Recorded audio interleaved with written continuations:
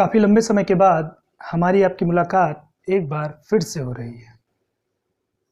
किन्हीं कारणों की वजह से मैं अपनी क्लास को कंटिन्यू नहीं रख पाया, लेकिन हम एक नए टॉपिक के साथ एक बार फिर से नई शुरुआत करेंगे। आज हम इतिहास की उस सभ्यता और संस्कृति के बारे में बात करेंगे जो अपने समय की विकसित और एक नगरीय सभ्यता थी, जो हजारों वर्ष तक मिट्टी की परतों में दफन रही। 18वीं शताब्दी के पहले तक यही माना जाता रहा कि वैदिक सभ्यता ही भारत की सबसे प्राचीन सभ्यता है, लेकिन 1921 की खोज ने इस बात को झुठला दिया और हमारी सभ्यता और संस्कृति को 2000 वर्ष और अधिक प्राचीन होने का गौरव प्रदान किया। आप समझ गए होंगे, मैं बात कर रहा हूं हड़प्पा सभ्यता की। तो आज हम बात करेंगे हड़प्पा सभ्यता की, और हड़प्पा सभ्यता की बात करने से पहले हम ये देखेंगे कि हड़प्पा सभ्यता को इतिहास के किस भाग के अंतर्गत रखा गया है। तो साक्ष्यों के आधार पर इतिहास को 3 भागों में बांटा गया है। साक्ष्यों,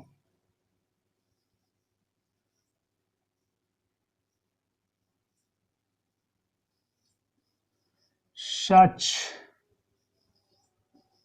के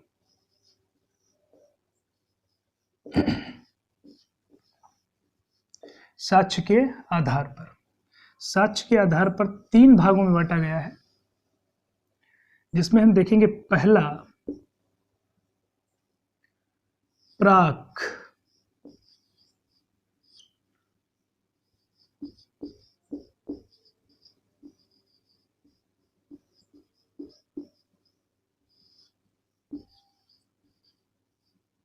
प्राक ऐतिहासिक काल, और दूसरा है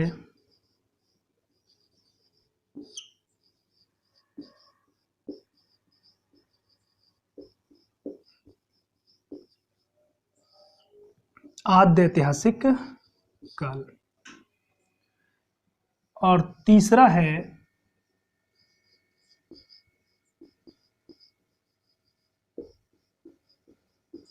ऐतिहासिक काल। प्राक ऐतिहासिक काल की अवधि है 25 लाख ईसा पूर्व से 3000 ईसा पूर्व। आद्य ऐतिहासिक काल की अवधि है 3000 ईसा पूर्व से 600 ईसा पूर्व। ऐतिहासिक काल की अवधि है 600 ईसा पूर्व से प्रारंभ।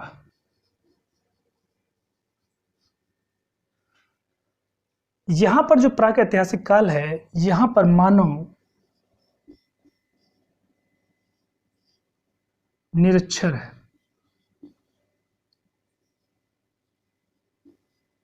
निरक्षर है। लिपि का आविष्कार नहीं,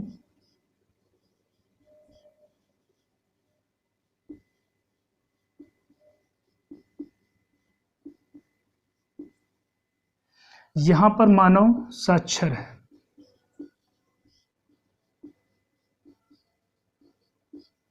मानव साक्षर है।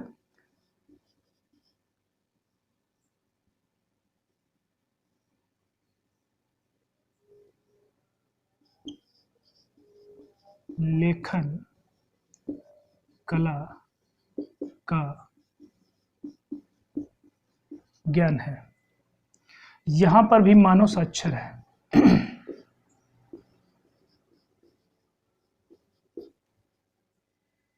और लेखन कला का ज्ञान है।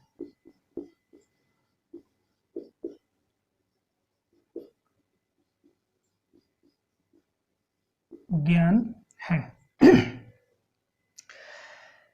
तो यहां पर जो है प्राक-ऐतिहासिक काल में मानव क्या है, पूरी तरीके से निरक्षर है। और यहाँ लिपि का भी, जाहिर सी बात है लिपि का आविष्कार नहीं हुआ है, तो मानव पूरी तरीके से निरक्षर होगा ही।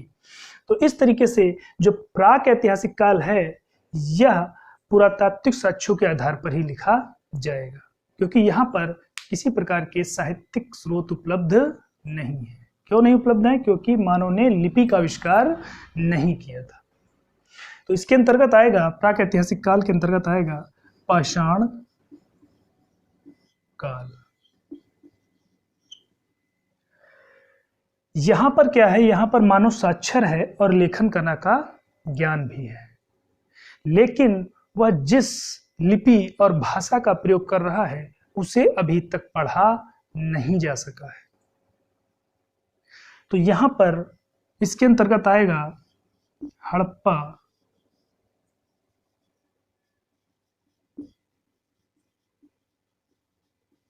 सभ्यता।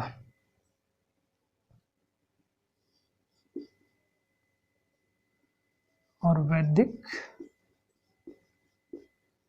काल। तो यहां पर बस आप इतना याद रखिए कि यहां पर जो है मानव साक्षर है, लेखन कला का ज्ञान तो है, लेकिन जो उसकी लिपि है वह बहुत गूढ़ और अपठनीय है, या जो उसकी जो प्रमाणिकता है वो प्रमाणिकता भी कहीं ना कहीं असंदिग्ध है। तो इसके जो ये हड़प्पा, इसमें जो हड़प्पा सभ्यता है यह आद्य ऐतिहासिक काल के अंतर्गत रखा गया है, जिसके बारे में हम आज बात करने वाले हैं। फिर यहाँ पर ऐतिहासिक काल 600 ईसा पूर्व से प्रारंभ हो जाता है, और यहाँ पर मानव साक्षर है और जिस लिपि और भाषा का प्रयोग कर रहा है उसे पढ़ भी लिया गया है। तो अब हम इसके आगे देखेंगे हड़प्पा सभ्यता।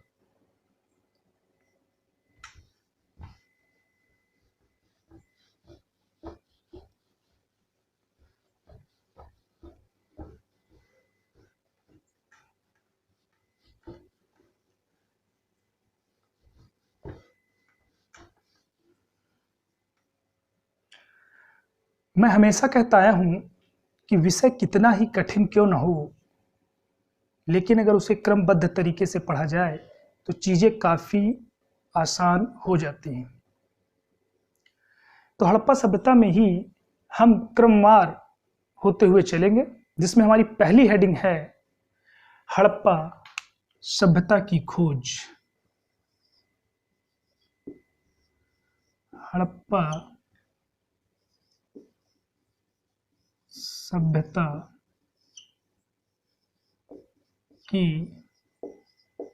खोज। तो हड़प्पा सभ्यता की खोज कैसे हुई?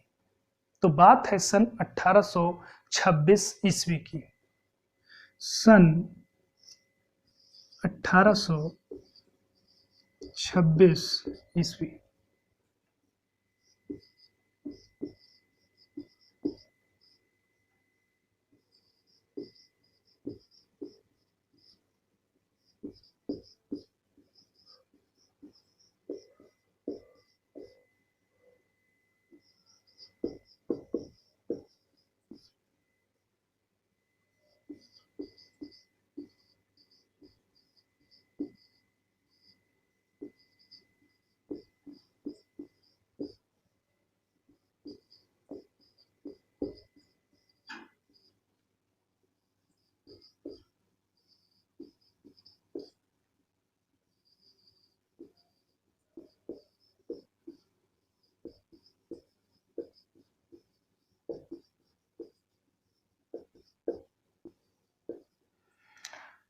तो सन 1826 ईस्वी में इस समय क्या है, ब्रिटिश शासन भारत में चल रहा है। तो जो ये चार्ल्स मेसन है ये एक ब्रिटिश सैनिक हैं, और इन्होंने ही अपनी पुस्तक नैरेटिव ऑफ जर्नीज में हड़प्पा टीले की चर्चा की थी। उसके बाद अगली डेट है 1831 ईस्वी। अलेक्जेंडर बर्न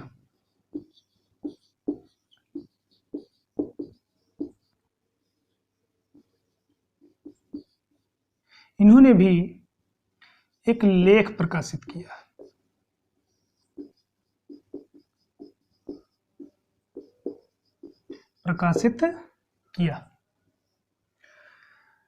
अगली डेट है 1853 ईस्वी। कनिंघम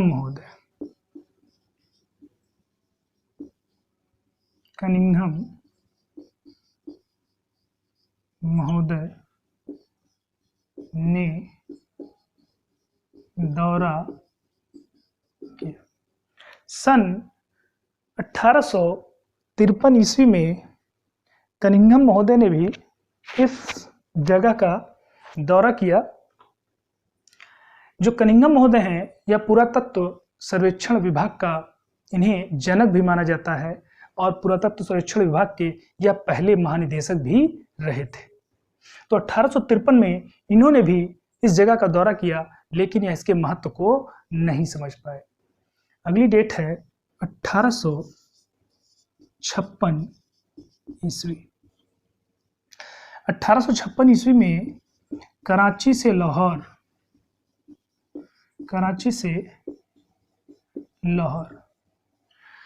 1856 ईस्वी में कराची से लाहौर रेलवे लाइन बिछाई जा रही थी। तो जब रेलवे लाइन बिछाई जा रही थी, इस समय ब्रंटम बंधुओं ने जो वहां पर ईंटें थी, उन ईंटों का प्रयोग रोड़ों के रूप में किया था। ब्रंटम बंधु दो भाई थे जिनका नाम था जॉन ब्रंटम और विलियम ब्रंटम। तो उन्होंने जब ईंटों का प्रयोग रोड़ों के रूप में किया तो उन्होंने देखा कि वह जो ईंटें हैं वह वर्तमान समय से एकदम भिन्न है। अतः उन्होंने यह संशय प्रकट किया कि यहाँ पर कुछ ऐसा है जो वर्तमान समय से अलग है। फिर 1857 में 1857 की क्रांति शुरू हो गई और जो बात थी वह वहां वही की वहीं रह गई। अगली डेट है 1872 ईस्वी। 1872 ईस्वी में कनिंघम महोदय ने पुनः यहाँ का दौरा किया और इस क्षेत्र का एक संक्षेप में सर्वेक्षण भी करवाया। तो जब उन्होंने सर्वेक्षण कराया तो इस दौरान उन्हें वहां पर एक वृषभ अंकित मुद्रा भी मिली। क्या मिला इन्हें? वृषभ अंकित मुद्रा, वृषभ अंकित मुद्रा मिली और ये फिलहाल वहां से चली है। अगली डेट है 1912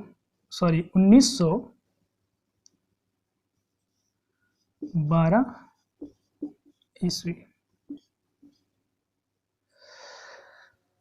1912 ईस्वी में फ्लीट महोदय ने भी एक लेख जो है प्रकाशित किया। लेकिन इतनी सारी घटनाएं घटने का एक लाभ ये हुआ कि जब 1904 में जॉन मार्शल 1904 में ईस्वी में जॉन मार्शल 1904 ईस्वी में जब पुरातत्व सर्वेक्षण विभाग के महानिदेशक जॉन मार्शल बने तो उन्होंने इन सब बातों की ओर ध्यान दिया और उन्हीं के निर्देशन में दयाराम साहनी को हड़प्पा टीले की खुदाई का कार्य सौंपा गया और दयाराम साहनी ने 1921 ईस्वी में 1921 ईस्वी में हड़प्पा सभ्यता की खोज की।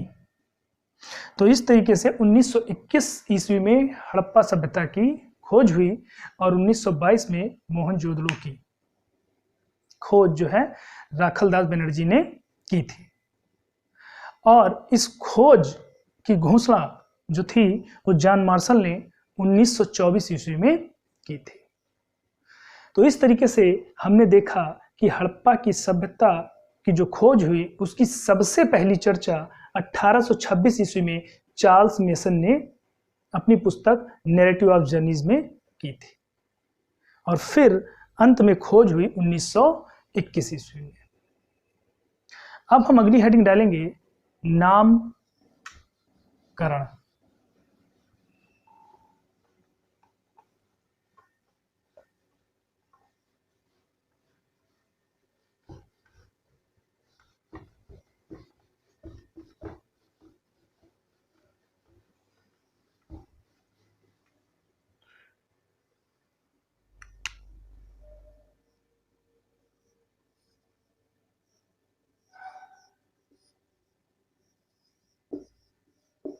हमारी अगली हेडिंग है नामकरण। हड़प्पा सभ्यता के कई नाम हैं, जिनमें से हम देखेंगे कौन कौन से हैं। पहला है हड़प्पा सभ्यता। दूसरा है सिंधु सभ्यता। तीसरा है बृहद सिंधु सभ्यता। और चौथा है सिंधु सरस्वती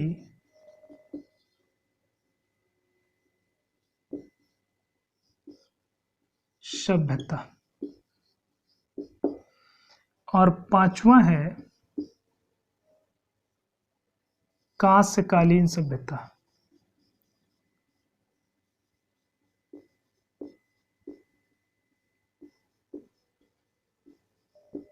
कांस्यकालीन सभ्यता। और छठा है प्रथम नगरीय क्रांति के नाम से जाता है। तो ये सारे नाम हड़प्पा सभ्यता के हैं। इस पर हम एक एक करके चर्चा कर लेंगे, जिसमें पहला है हड़प्पा सभ्यता।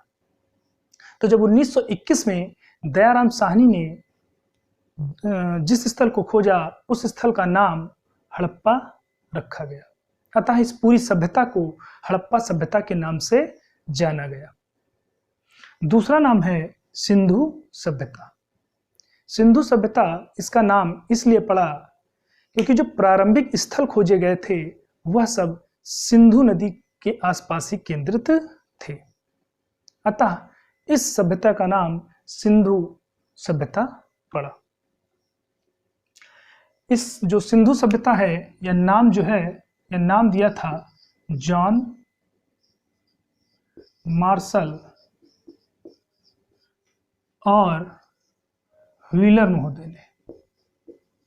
जॉन मार्शल और व्हीलर महोदय ने जो सिंधु सभ्यता नाम है यह जॉन मार्शल और व्हीलर महोदय ने दिया था। बृहद सिंधु सभ्यता जो नाम दिया है वह M.R. मुगल।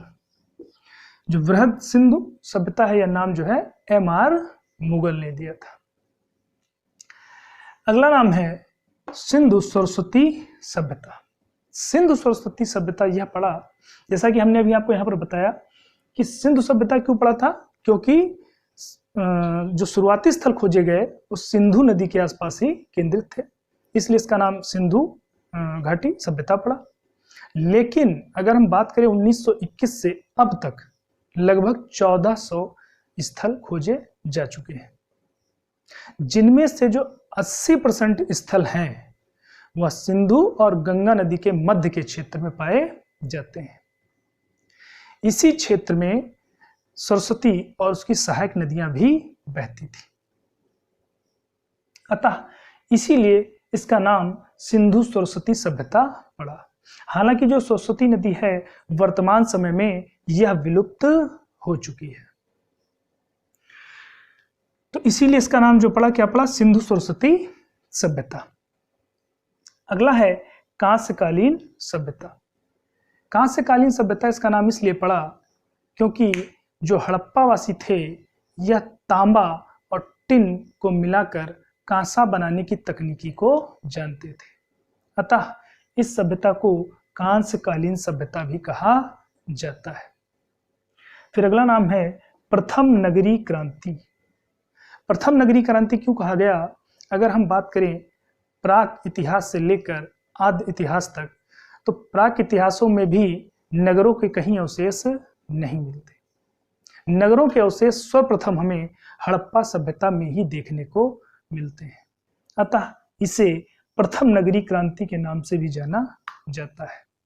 तो ये थे हड़प्पा सभ्यता के जो नाम, इस पर हमने एक एक करके चर्चा कर ली है।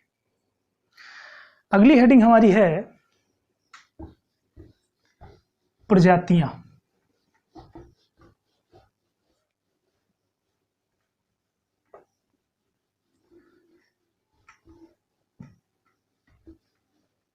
अगली हेडिंग है प्रजातियां।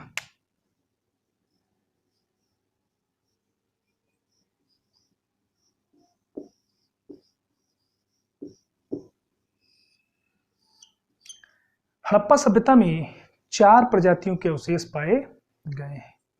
तो कौन कौन सी हैं? तो पहली है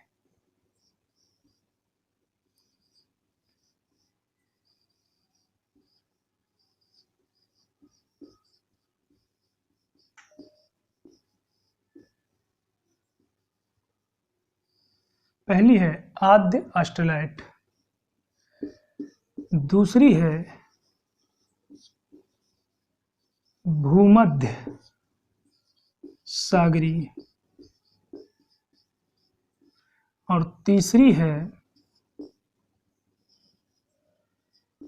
मंगोलैंड। और चौथी है अल्पाइन।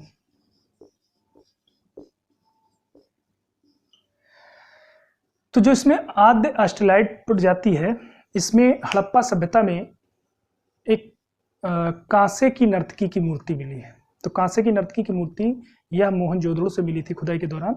तो जो कांसे की नर्तकी की मूर्ति है वह आद्य ऑस्ट्रेलाइट प्रजाति की जो है नारी की मूर्ति है। तो यहाँ पर लिख भी लेते हैं, कांसे की नर्तकी की मूर्ति, कांसे की नर्तकी की मूर्ति। तो जो कांसे की नर्तकी की मूर्ति है वह आद्य ऑस्ट्रेलाइट प्रजाति की मूर्ति है। दूसरी है भूमध्य सागरी। तो जो यह भूमध्य सागरी जो प्रजाति थी, इस प्रजाति के लोग सर्वाधिक संख्या में जो है हड़प्पा सभ्यता में थे। तो सर्वाधिक संख्या में जो लोग थे वो किस प्रजाति के थे? भूमध्य सागरी प्रजाति के। तो सर्वाधिक